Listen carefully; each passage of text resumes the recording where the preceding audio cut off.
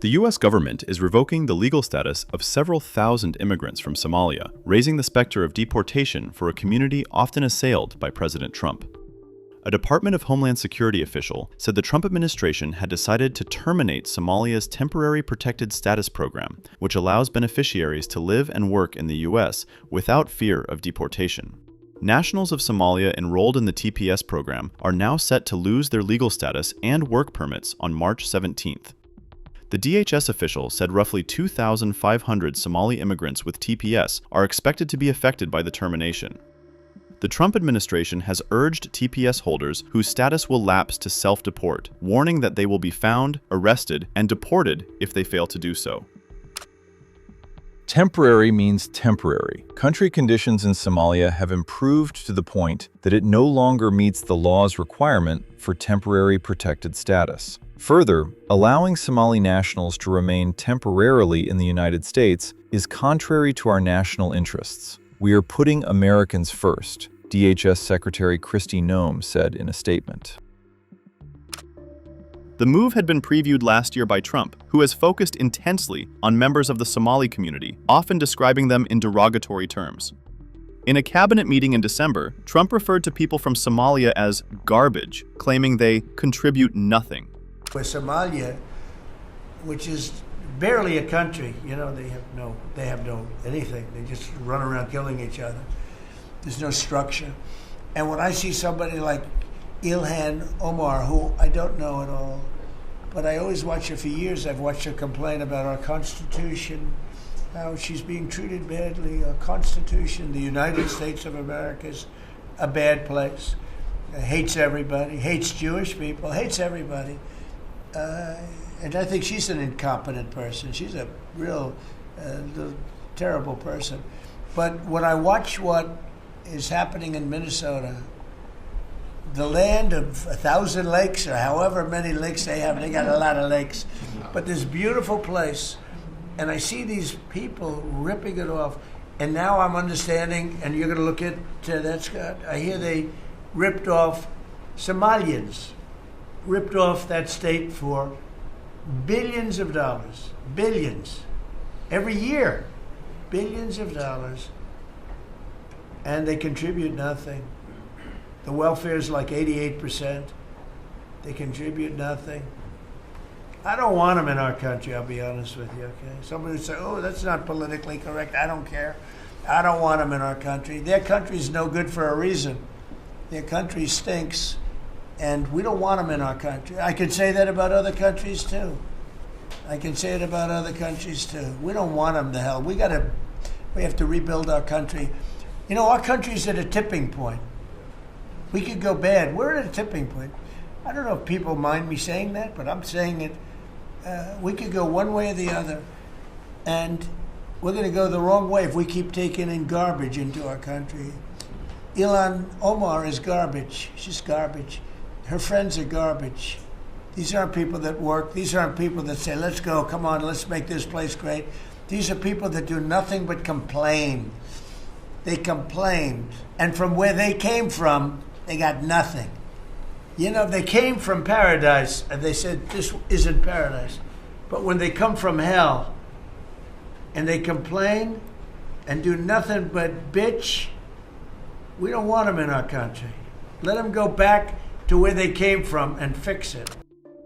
Trump and his aides have focused particularly on Minnesota, home to the largest community of Somali immigrants and Somali Americans. Citing a massive fraud scandal in the state implicating members of the Somali community, the administration has deployed thousands of federal immigration agents to the Minneapolis area. What I'm about to tell you, Mr. President, let me apologize in advance, is deeply disgusting. It's deeply disgusting. I mean, it is clown world on steroids.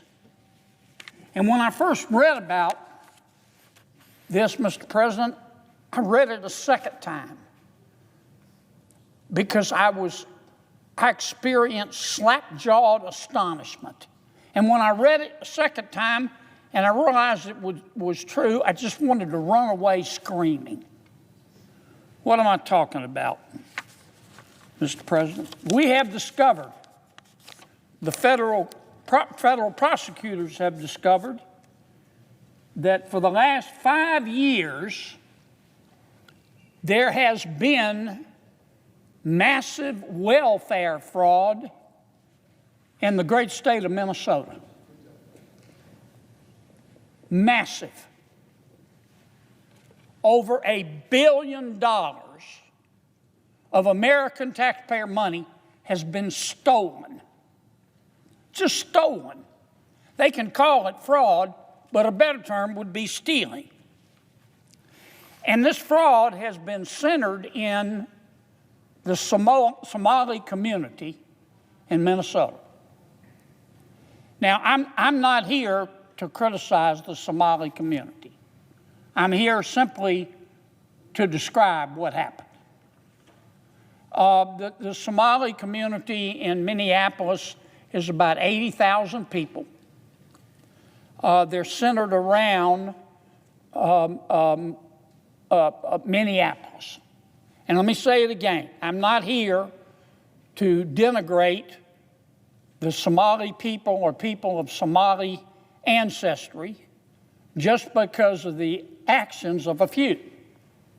But it is a fact that this $1 billion in welfare fraud occurred almost exclusively in the Somali community in Minnesota and was orchestrated by people with Somali ancestry. That's a fact. Facts aren't racist. Facts are facts. So far, 59 people have been convicted, 86 have been charged, and 78 of them are of Somali ancestry. That's just a fact.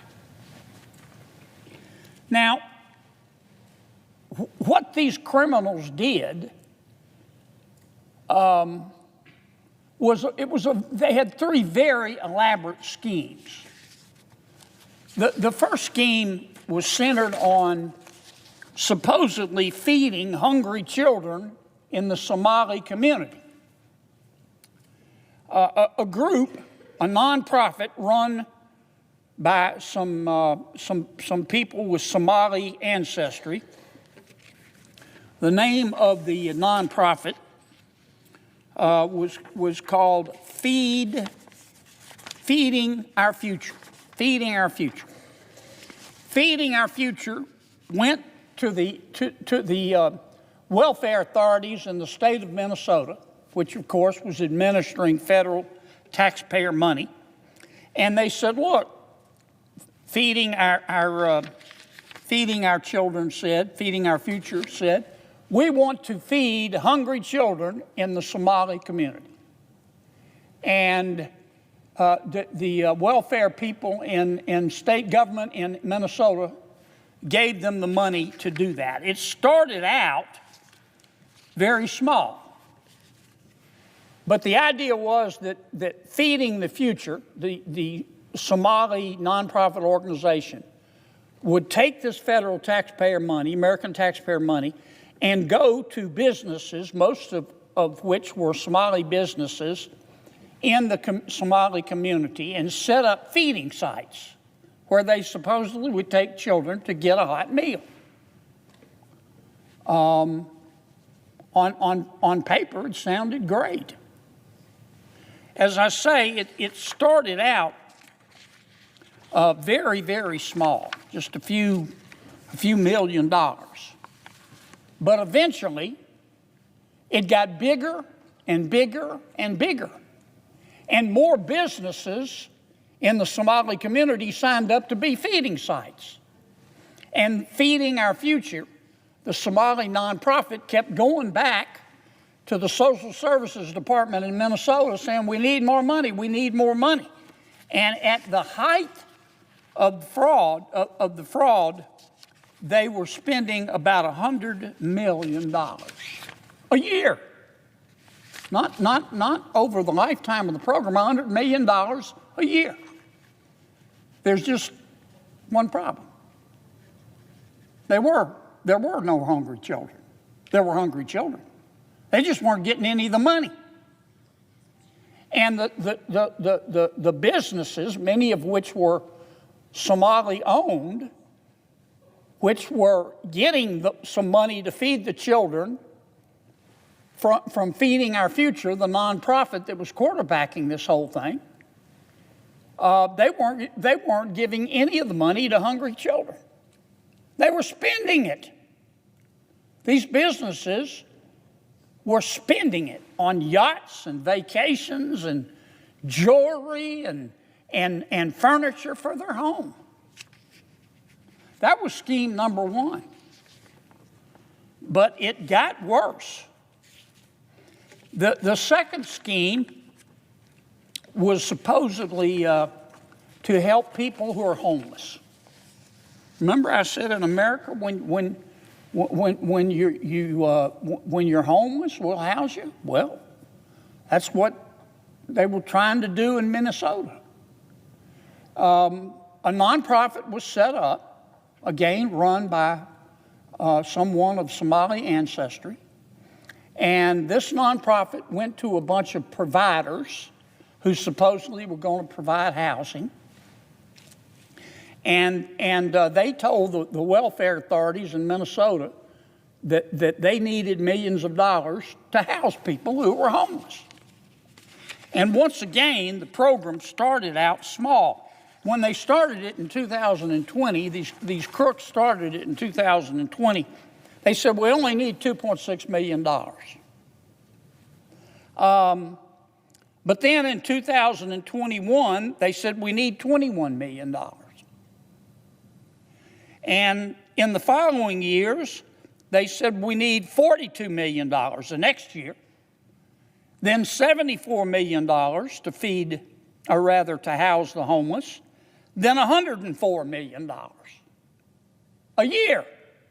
Not the total scheme, a year. There's just one problem. None of the money was going for housing. None of the money was going to help people who were homeless. These providers and this nonprofit that was coordinating it just put the money in their pocket. But there's more. They came up with a third scheme. This one makes you want to throw up in a potted plant. This one's centered around autistic children.